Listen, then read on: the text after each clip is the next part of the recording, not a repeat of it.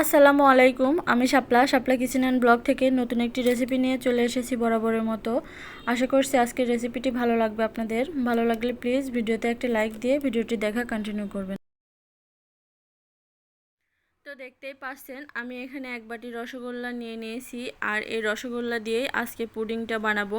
তো তার জন্য রসগোল্লার যে রসটা হয়েছিল আমার এখানে 1.5 কাপ পরিমাণ, সেই রসটা নিয়ে নিলাম। আর এখানে আমি আগার আগার পাউডার দিলাম 1/2 চা চামচের থেকে একটু বেশি। এখন এটাকে আমি গুলিয়ে নেব। এ পর্যায়ে কিন্তু আমি চুলাতে দিইনি কড়াইটা, ঠান্ডা অবস্থাতেই এটা আগে ভালো করে গুলিয়ে নিতে হবে। যখন এটা খুব ভালোভাবে পানির সাথে মানে রসগোল্লার যে রস ছিল সেই রসটার সাথে মিশে যাবে, তখনই এটা আমি চুলায় দিয়ে দিয়েছি আর চুলাটা অন করে দিয়েছি।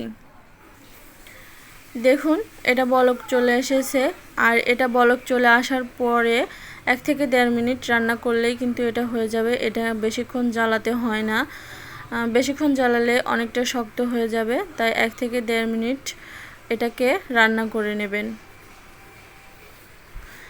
আপনারা বাসায় ট্রাই করে দেখতে পারেন। এই রসগোল্লার পুডিংটা খুবই ভালো লাগে খেতে, আর যারা পুডিং খেতে ভালোবাসেন তাদের জন্য তো খুবই প্রিয় একটা রেসিপি।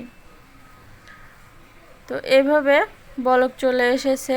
এখন আমি 1 থেকে 1.5 মিনিট হয়ে গেছে। এখন এ পর্যায়ে আমি চুলাটা অফ করে দেব। দেখতেই পাচ্ছেন শিরাটা অনেকটা ঘন হয়ে গেছে। এখন আমি যে বাটিতে সেট করব সেই বাটিতে ঢেলে নিচ্ছি। আপনারা যে বাটিতে সেট করবেন সেই বাটিতে ঢেলে নেবেন। এখানে আমি ওপরে একটু ফেনা টাইপের হয়ে গেছে, সেজন্য ছাঁকনি দিয়ে একটু সেঁকে নিচ্ছি। আপনারা চাইলে এমনিতেও দিয়ে দিতে পারেন। আমি দেখার সৌন্দর্যের জন্য এটাকে একটু ছাঁকনি দিয়ে সেঁকে নিলাম।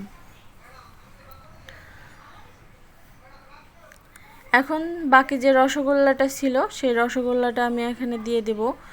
এই যে দেখুন আমি 5টা রসগোল্লা দিয়েছি। আপনারা চাইলে কেটে কেটে ছোট করেও দিতে পারেন, বা যে কোনো সাইজের মিষ্টি এখানে ব্যবহার করতে পারেন।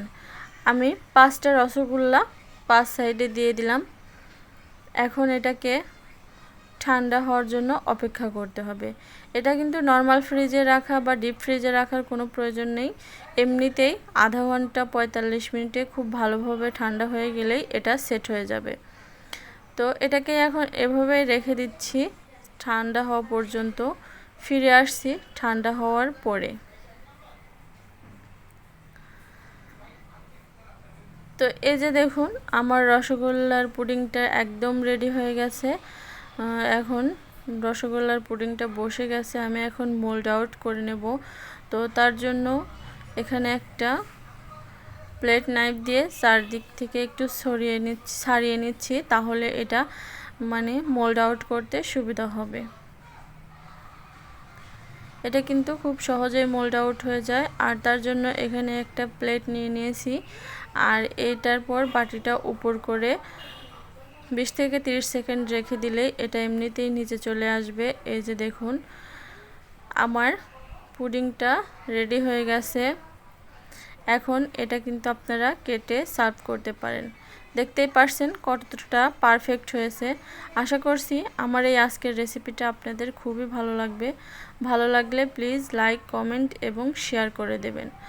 আর আমার চ্যানেলে যারা নতুন ভিজিট করেছেন এখনও চ্যানেলটাকে সাবস্ক্রাইব করেন নাই, তারা প্লিজ আমার চ্যানেলটাকে সাবস্ক্রাইব করে পাশে থাকা বেল বাটনটি অন করে দেবেন। তাহলে পরবর্তীতে যে কোনো ভিডিও আপলোড করলে নোটিফিকেশন আপনাদের কাছে পৌঁছে যাবে। আল্লাহ হাফেজ।